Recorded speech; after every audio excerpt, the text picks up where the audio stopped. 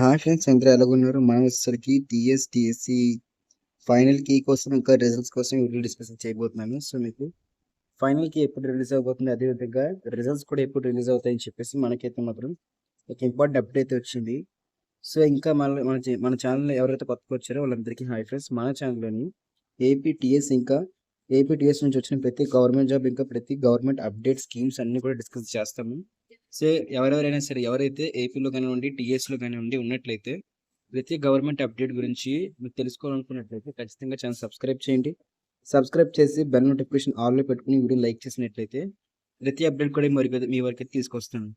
So అదేవిధంగా ఇంకా ఎంతమంది అయితే డిఎస్సికి సంబంధించి వెయిట్ చేస్తున్నారో కీ కోసం వాళ్ళు కామెంట్ చేయండి.